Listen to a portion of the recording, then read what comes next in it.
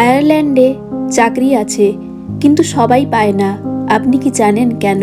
Hello everyone, welcome back to our channel. আশা করি সবাই ভালো আছেন, সুস্থ আছেন। আজকে আমরা জানবো 2026 সালে আয়ারল্যান্ডে চাকরির সুযোগ কেমন, ওয়ার্ক পারমিট পাওয়া যায় কি, স্যালারি কেমন। আপনি কি আয়ারল্যান্ডে আসার কথা ভাবছেন বা আয়ারল্যান্ডে নতুন? তাহলে এই ব্লগ শুধুমাত্র আপনাদের জন্য। বর্তমানে আয়ারল্যান্ড ইউরোপের অন্যতম সফল এবং দ্রুত উন্নয়নশীল অর্থনীতি, যেখানে কর্মসংস্থানের সুযোগও ধারাবাহিকভাবে বৃদ্ধি পাচ্ছে। বিশেষ করে IT, software, health care, engineering, pharmaceutical, construction এবং ফাইন্যান্স সেক্টরে দক্ষ লোকেদের চাহিদা অনেক বেশি।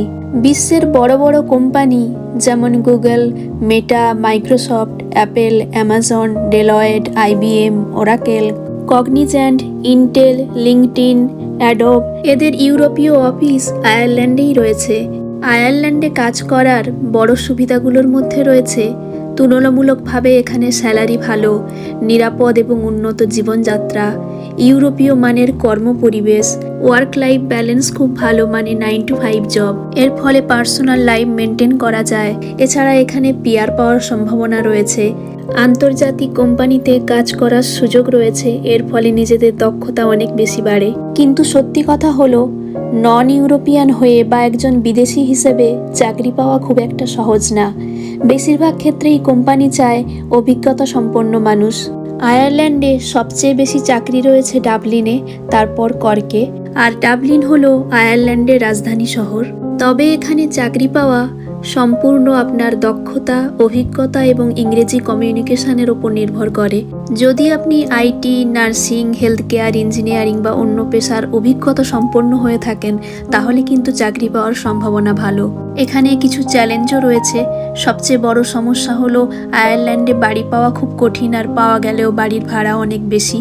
আর যদি আপনার ভালো স্কিল, ইংরেজি কমিউনিকেশন এবং 2 থেকে 5 বছরের অভিজ্ঞতা না থাকে, তাহলে এখানে চাকরি পাওয়া খুব কঠিন।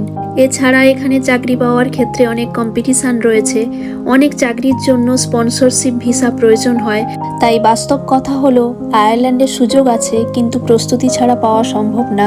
কিন্তু শুধু বিদেশে যেতে চাই বলে আবেদন করলেই চাকরি পাওয়া কিন্তু খুব কঠিন।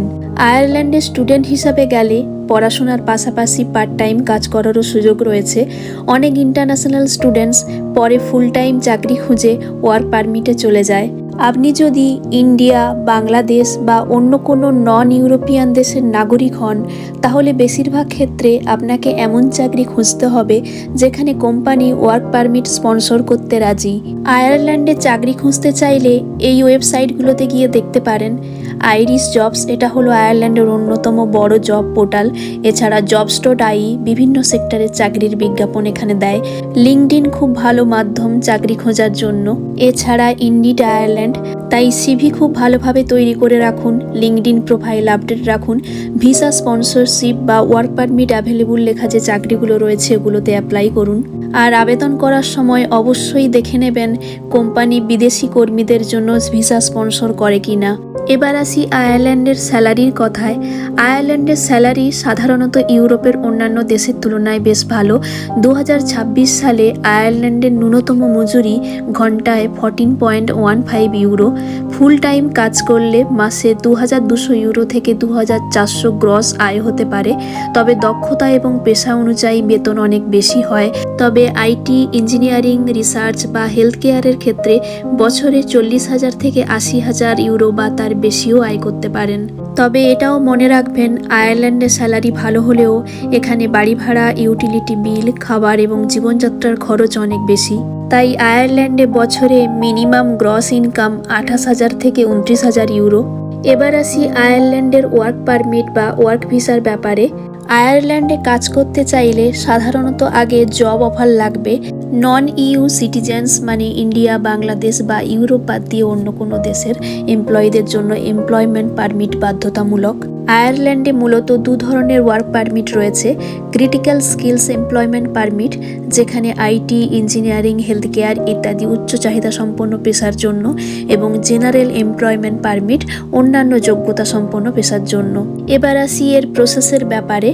আয়ারল্যান্ডের কোনো কোম্পানি বা এমপ্লয়ারের থেকে প্রথমে আপনাকে জব অফার অফার লেটার নিতে হবে, তারপর এমপ্লয়মেন্ট পারমিটের জন্য আবেদন করবেন।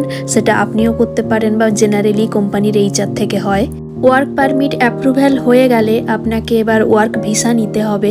জেনারেলি কোম্পানি ওয়ার্ক পারমিট করিয়ে দিলে আপনি আয়ারল্যান্ডের ওয়ার্ক ভিসাও পেয়ে যাবেন। বাস এই তো হয়ে গেল, আর কি চিন্তা, ভিসা পেয়ে গেলে মুভ টু আয়ারল্যান্ড। আজ এখানেই শেষ করছি। ভিডিওটা ভালো লাগলে লাইক, শেয়ার, কমেন্ট আর সাবস্ক্রাইব করতে ভুলবেন না। দেখা হবে আবার পরের ভিডিওতে। ভিডিওটা দেখার জন্য সবাইকে অনেক অনেক ধন্যবাদ। সবাই খুব খুব ভালো থাকবেন, সুস্থ থাকবেন। টাটা।